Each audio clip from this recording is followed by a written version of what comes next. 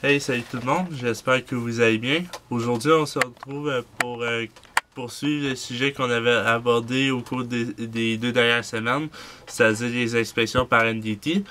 On se rappelle que les inspections par NDT, ça sert à détecter des dommages qui sont invisibles à l'œil nu, comme des microfissures ou de la corrosion entre les deux plaques.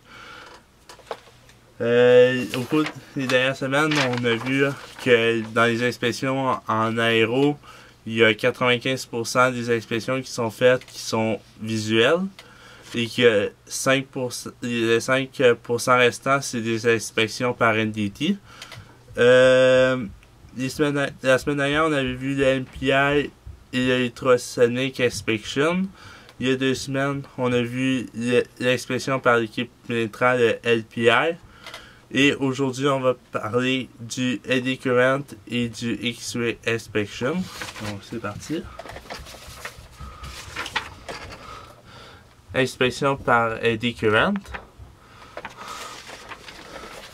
Donc, les inspections par eddy current servent à détecter des dommages qui sont à la fois sur et sous la surface. Par exemple, ça peut être la corrosion cachée entre deux toasts, ça peut être bien pratique. Le eddy current, il peut servir autant aux matériaux métalliques, donc l'acier, l'aluminium, ça marche très bien, mais aussi sur les matériaux composites aussi, ça marche super bien.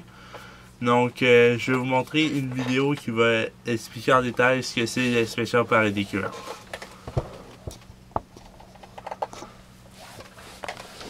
Donc ici, on a l'inspection par eddy current le plus basique qui soit. Donc dans le fond, on a notre plaque ici à inspecter. Au centre, on a fait un trait de scie dessus pour faire, on pourrait dire, un dommage structural. Ici, on a une bobine qui envoie des courants dans la pièce. Et ici, on a l'ordinateur dans le fond qui nous permet de détecter des défauts dans le fond.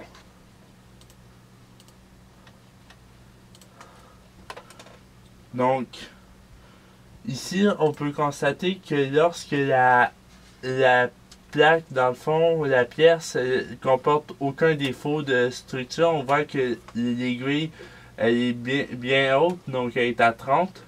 Mais si on continue, on peut voir que, regardez, ici, on voit qu'elle diminue. Ça veut dire qu'il y a un défaut.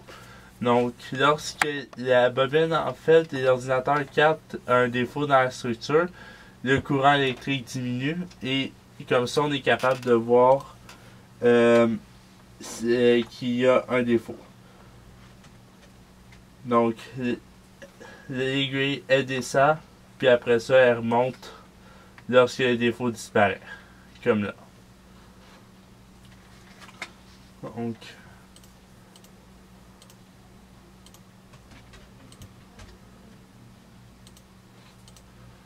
Donc ici, maintenant on regarde une pièce en pratique, juste ici. Dans le fond, lorsque la personne, dans le fond, elle inspecte un levier pour les pédales d'un vélo, dans ce cas-là. Et on voit qu'il n'y a aucun signal sur l'écran ici à gauche. Donc, on peut en déduire qu'il n'y a pas de défaut. Donc, il n'y a aucun signal sur l'écran aux endroits où il n'y a aucun défaut. Et ici, juste en bas, peut-être que vous ne le voyez pas très bien, mais il y a une fissure dans le fond.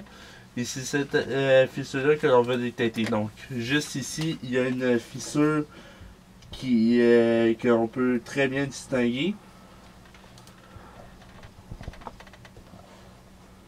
Et sur l'écran, regardez, ça envoie tout plein de signaux sur l'écran.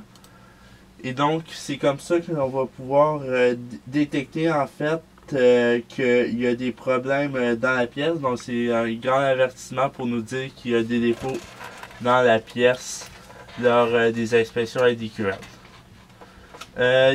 Dans les inspections Eddy Current, un bon exemple, le plus populaire pour moi, selon moi, c'est évidemment le Boeing 737 à Hawaï en 1988, où le toit il a carrément arraché à cause de la corrosion.